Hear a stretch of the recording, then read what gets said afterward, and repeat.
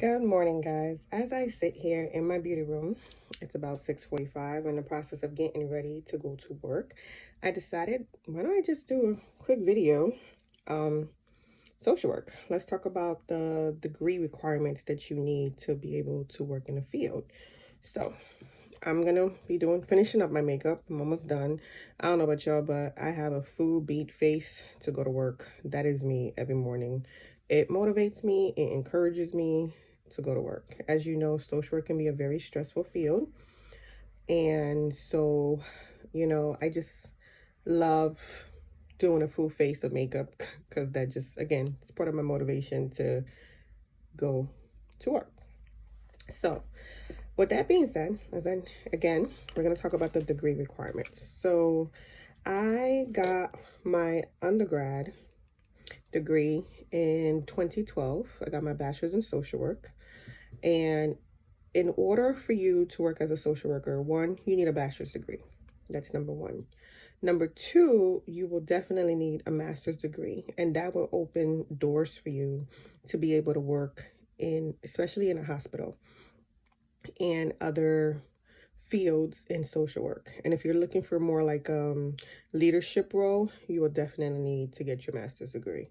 So now there are other jobs that you can do, like a case manager, or you can work in a nursing home and other programs that will take you on as a bachelor level social worker, but more opportunities definitely become available once you have your master's. And going into this field, I knew for a fact that I wanted to be in a hospital. Um, it was either a hospital or work at the state level, which required a master's degree.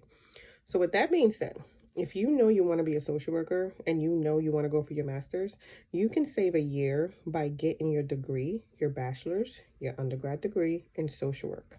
And that will save you a year in grad school because grad school is 2 years. But when you have your bachelor's in social work, you can do the accelerated program for a year. So, and that's what I did. I didn't do bachelor's in human services. My associates was in human service, just to piggyback. My associates was in human service because I started out as a nursing major, but I never wanted to be a nurse. I actually wanted to be an attorney, and it's still somewhere in the back of my mind. So my associates, after finishing all my nursing class, got into nursing school, realized that's not what I wanted to do with my life.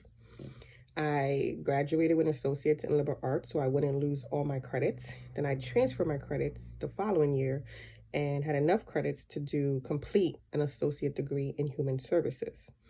Then after that, I got into the bachelor level program, so I completed that, got my bachelor's in social work. Then I got into Fordham's accelerated program, Fordham in New York, accelerated program for social work, and I completed my master's 2013, the following year. So I got my bachelor's in 2012, got my master's in 2013. So that cut out a year. Everyone that had bachelor's in something else had to do 2 years in grad school. So that's something to consider if you are going into the social work field. What else? And then you will have to do a field placement. So you will have to do 1 year internship as an undergrad and another year internship as a grad student. Now, if you have to do 2 years in grad school, you will do 2 years. Okay. And you will have to do either, depending on the school you go to, will either be a special project, or I can think of the other word. I'm having a moment. It's either a special project, or you will have to do, what is that thing called? When you have to write a paper. I can't think of the word, but you guys will get the drift. Anyway, so because I went to Fordham, I had to do a special project. So you literally had, like, my classes, the one class that you had to do the project in, it's about an hour and 45 minutes. You literally had about an hour. You had to literally take this project, talk about the patient as if like you're in a meeting, from assessment to diagnosis to what the intervention to what the plan is. Literally, you have an hour. You're presenting in front of the class. So that's what you do in grad school. So I did that. And I mean, the program for me, I graduated with honors. I just love the field. I love what I thought I was getting myself into. And you had a concentration of either leadership policy or clinical, which most of us, of course, was clinical.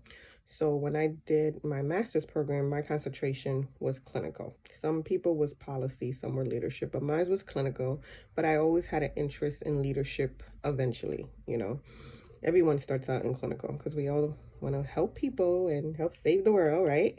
So we always start there. But eventually, some of us go into policy because in order to change some of the things that's going on, we also need the policies to be changed, right? And leadership eventually.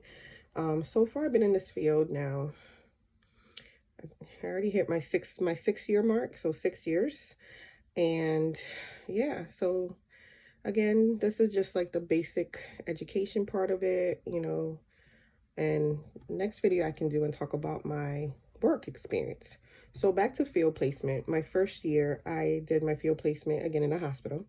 I did it at the hospital that I was currently employed at, and I did it at I did it with the substance abuse social worker / mental health social worker. So I got to do all the substance abuse assessments and all the psych assessments, psych referrals, you know, looking for a psych bed if a patient needs inpatient psych, going through the authorization with their insurance companies, which can take hours, faxing the referral over to whatever facility that has an available bed. So, and then substance abuse was the same thing, either outpatient resource, provided outpatient resource, inpatient referrals, and, you know, and homelessness, of course, because, you know, substance abuse, mental health also kind of coexist with homelessness. So that was my first internship. My grad school internship was also in the hospital, but it was a different hospital, and I did half of my internship in the emergency room. So I started out as an emergency social work intern. So I did that, and that was fun because emergency room, you pretty much get everything, you know. So dealt with child abuse, domestic violence, sexual assault, homelessness, substance abuse, mental health, people just dropping off their family members because, you know, they can't take care of them, elder abuse. So placement, emergency room, we dealt with everything. When in doubt, call the social worker. So I got to really I was exposed, let's just say, to many, many things. So if you know you want to work in a certain field, I would suggest that you do your field placement at an agency or wherever it is that you're thinking of, because that way you can definitely be exposed to so many things to make sure if this is really what you want to do. You know, some of my friends did DCF, which that worked for them because most of them were like, oh no, I won't work for DCF. And for Connecticut, DCF is Department of Children and Family. Some of it is called APS, depending way, or CPS, Child Protective Services. There you go. Child Protective Services is also, and you know, we all have different names. I know my sister's in Rhode Island, and it's like DCYF, is like Department of Children, Youth, and Family. So, but it's all the same thing. So, some people did their field placement in schools because they thought they wanted to be school social workers, nursing homes. So there's so many places where you can do your field placement. So I would encourage you, if you are going to go into the social work field and you're thinking about where you want to work, definitely get your field placement there so you can try it out and see if you really, really want to be there. I knew I wanted to be a hospital social worker, and that's what I did. And that's where I'm at currently, in a hospital. And so I said half of my field placement was in emergency room. The other half was back in the hospital that I work with, but now I was on a cancer unit, a respiratory unit. The social worker that I was with, it was cancer unit she covered, respiratory unit, regular med-surg unit. I think that's it. And outpatient, you know, cancer, when they come in for chemotherapy, emotional support. So she did that. I think I'm missing something else. But occasionally, of course, when somebody is short or somebody they have to cover, you know, we would cover ICU, the maternal child floors, emergency room. We also did, for patients that's going to a nursing home, you do something that's called MIID, which stands for mental illness / intellectual disability. You have to complete that form online in order for the patient to be approved to go into a nursing home.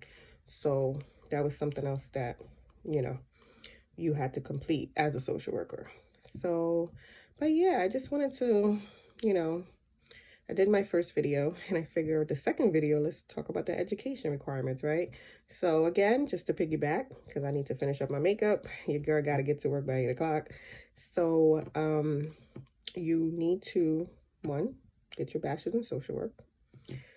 2, if you want to be a social worker, I highly suggest, to save yourself time in grad school, get your bachelor's in social work and then apply to an accelerated program so you can do it in 1 year and you'll have your master's. Also, do your field placements in possible places that you would like to work, or even if you're contemplating having to decide where in social work you want to end up, because social work is such a very broad field.